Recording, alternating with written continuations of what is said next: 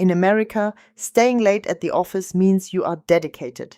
In Germany, staying late at the office means you could not get your work done on time.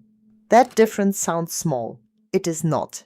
It explains almost everything about how our two countries think about work, time, money, health, and what a job actually owes you as a human being. If you enjoyed this and want to learn more about us Germans, hit subscribe and leave a like. There is a German word that does not exist in English. Feierabend. It literally translates to celebration evening. But what it really means is work is over. Not I should probably wrap things up. Over, done, laptop closed, phone on silent. Whatever it is can wait until tomorrow. In America, leaving the office at 5 feels like sneaking out. In Germany, leaving at 5 is the plan. Staying until 7 does not make you look dedicated. It makes people wonder what went wrong with your time management. And it does not stop at the office door. Your boss sends you an email at 9 on a Saturday night. You read it Monday morning. A client calls on Sunday. That is their problem, not yours. Feierabend is not just a habit, it is a boundary. And most Germans will defend it the way Americans defend the Second Amendment. Politely at first, then less politely. Every employee in Germany gets a minimum of 20 paid vacation days by law. Most companies offer 30. And here is the part that genuinely confuses Americans. You have to take them.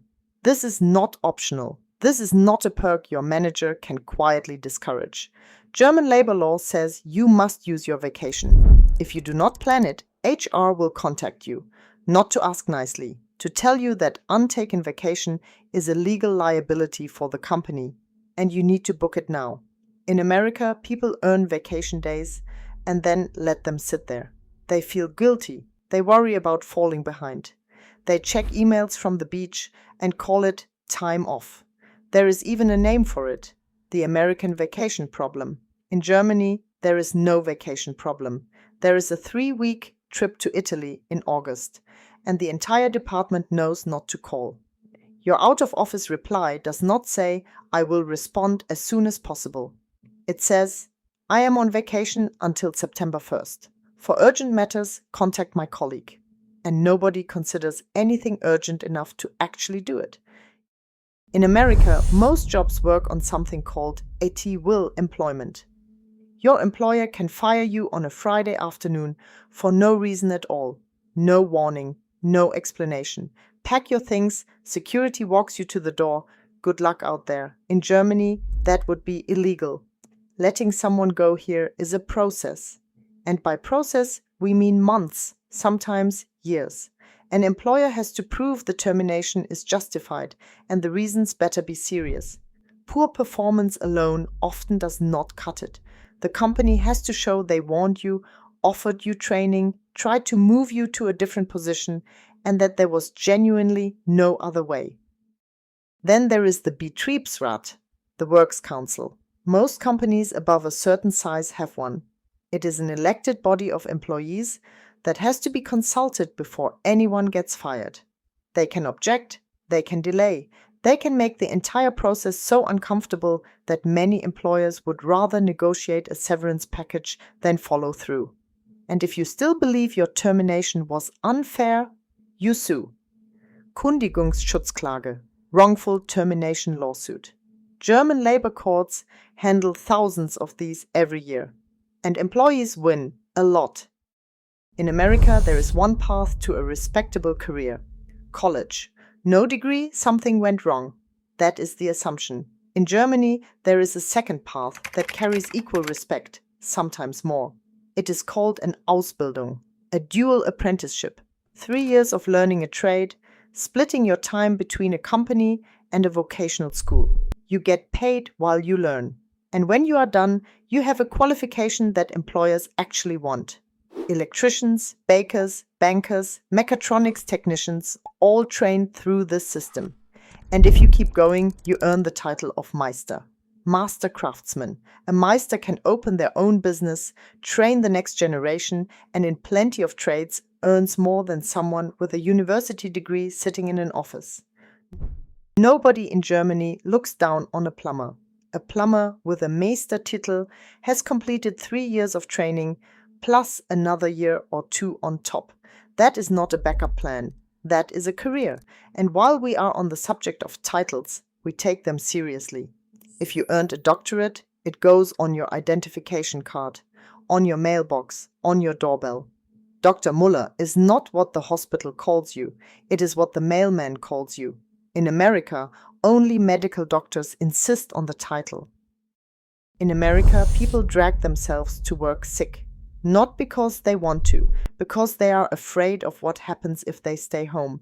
Missing a day means losing money. Missing too many days means losing the job. And losing the job means losing health insurance.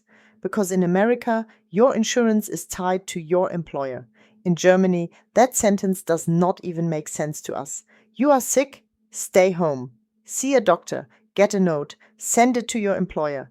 That is it. Your company keeps paying your full salary for the first 6 weeks.